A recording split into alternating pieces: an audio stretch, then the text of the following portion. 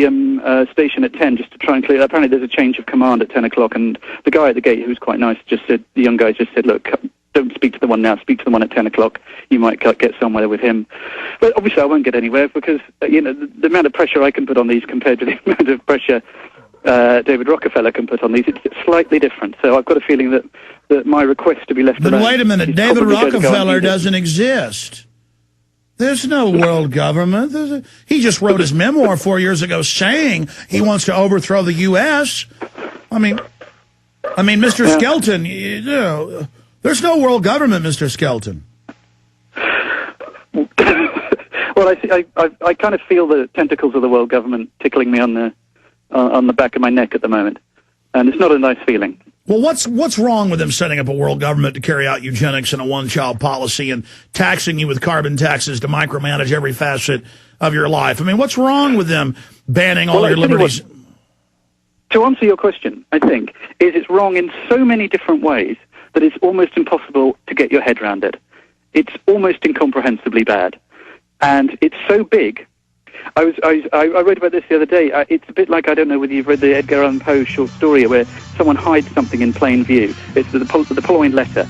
And it's a story about, I'm going to give it away now, so close your ears if you don't want to hear this. But a letter is stolen and it's hidden in plain view on the wall. And in the story, Edgar Allan Poe talks about how if you look at a map and look for a word, you won't be able to see the word if it's the large word written right across in massive letters because you're looking close up.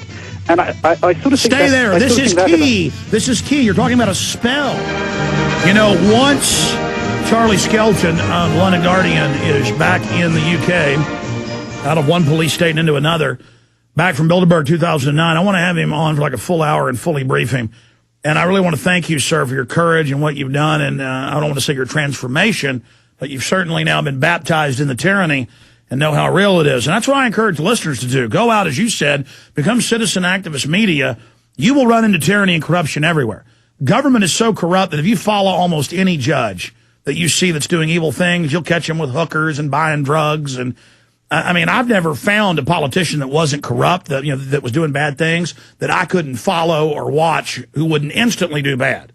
Because bad people don't just do one bad thing. They just are all over the map. And if we start following them, videotaping them, going to city council meetings, hanging out in parking lots, following city council members as citizen media, it's unbelievable. You'll just immediately see evil.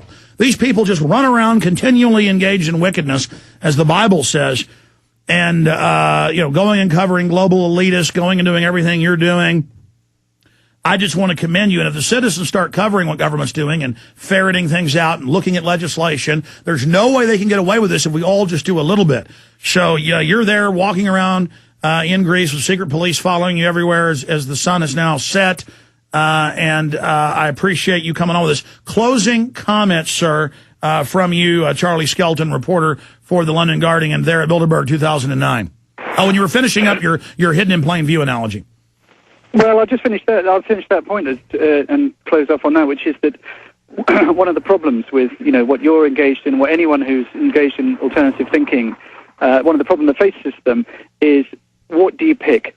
Even if you were to just pick one thing, for example, the lies concerning the Iraq War, or the taking over of genetic seed varieties by large corporations, any one of those things is enough to absolutely blow anyone's mind. And that's the trouble. It's so big. The problem is enormous.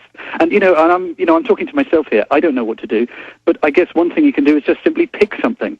Pick something and go, do you know what I'm going to do for the next 5 years? I'm going to be a bit interested in protecting seed varieties, or a bit interested in monitoring European legislation, or a bit interested in picking up politicians' lies about Iraq, or defense, or gaps in defense spending. One thing. I'm going to make it my thing. I don't know. Maybe that's an answer. I don't know what the answer is. There's lots of possible answers, but the question. Sir, you are saying exactly what I've instinctively said for over a decade, for 14 years now, is that absolutely be generalist. Everybody be involved in different things, different ideas. And don't follow one person's ideas. So keep an open mind. Yeah. Just don't be cookie cutter. And then you'll suddenly notice, I live in England. I just tried to buy old seed varieties, and I'm being put on a list. Everywhere you go, then you'll run into tyranny, and you'll go, my God, this was 1,000 times worse than I actually even knew. And then it opens up. And what you said is key. The globalists make profits off of controlling every facet of society. And so it's also their market. They use a free market system of crony capitalism. It's not true capitalism or free market to control everything.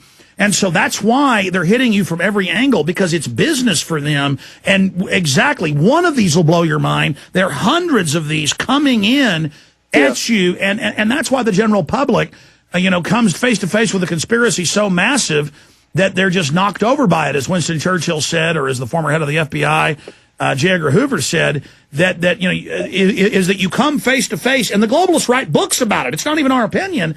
And they're laughing. When you read their books, they're laughing, going, I know you're reading this. None of your little slave friends will help you. I mean, they've got little statements, basically like that.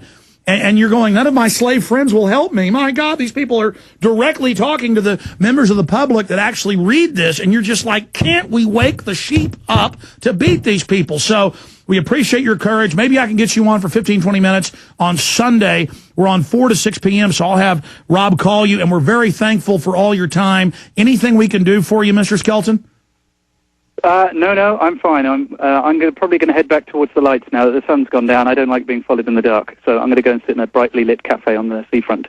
Okay, and what's the name of the Edgar Allan Poe story? You didn't finish that about the it's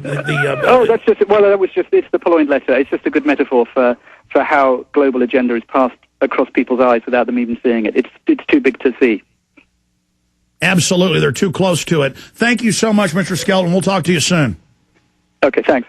Thank you. There goes London Guardian reporter, arrested twice, detained another time, people being arrested left and right, miles away from the facility, 3 miles away in the port, which is we've got photos, big thriving port with sailboats and everything, all just shut down. Just absolutely amazing. Okay.